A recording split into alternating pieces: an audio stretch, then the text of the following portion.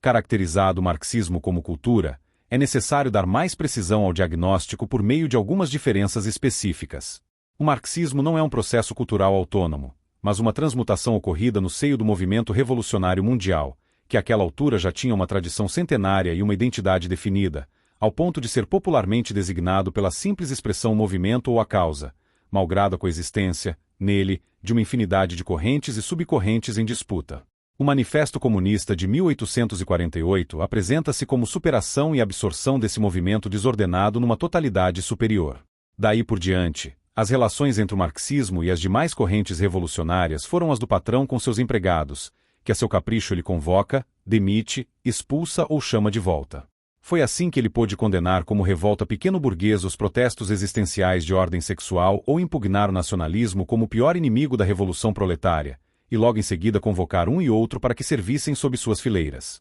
Sua capacidade de absorção e expulsão é ilimitada, já que ele não tem de dar satisfações senão a prioridade única, que é a sua própria subsistência e expansão, rebaixando toda consideração de veracidade ou moralidade, pragmaticamente, à condição de ancilla revolutionis. Oportunismo levado às últimas consequências, seu total descompromisso com a verdade pode ser medido pela constância com que o movimento comunista anuncia sua vitória próxima contra as nações capitalistas e, ao mesmo tempo, jura que nem sequer existe materialmente, denunciando como paranoia e teoria da conspiração qualquer tentativa de identificar sua rede de organizações e seus modos de ação. Aqui também a comparação com as religiões dogmáticas é inadequada. Nenhum fanatismo religioso produziu esse tipo de sociopatia em massa. A diferença fundamental entre o marxismo e as demais culturas é que para estas últimas o teste decisivo é a adaptação ao ambiente natural, a organização da economia. Qualquer cultura que falhe neste ponto está condenada a desaparecer. O marxismo, ao contrário,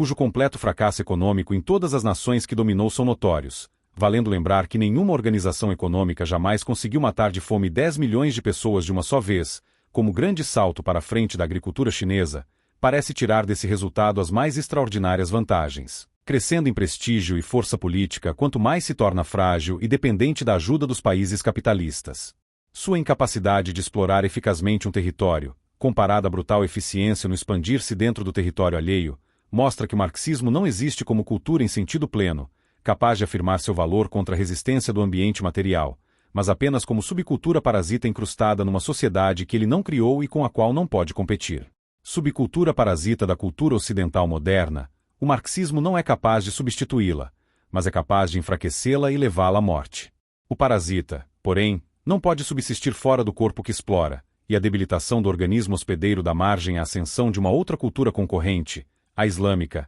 esta sim cultura em sentido pleno, a cujo combate anti-ocidental o marxismo acaba servindo de força auxiliar enquanto procura utilizar-se dele para seus próprios fins. A adesão islâmica de importantes pensadores marxistas como Roger Garaudy e a aliança anti-imperialista de comunistas e muçulmanos são símbolos de um processo muito mais complexo de absorção do marxismo, que alguns teóricos islâmicos descrevem assim: a luta pelo socialismo é a etapa inicial e inferior de um processo revolucionário mais vasto que acrescentará a libertação material dos povos à sua libertação espiritual pela conversão mundial ao Islã. Ao mesmo tempo, os marxistas acreditam dirigir o processo e utilizar-se da rebelião islâmica como em outra época usaram de variados movimentos nacionalistas, sufocando-os em seguida. Se os marxistas são a tropa de choque da Revolução Islâmica ou os muçulmanos a ponta de lança do movimento comunista, eis a questão mais interessante para quem deseje saber para onde irá o mundo nas próximas décadas.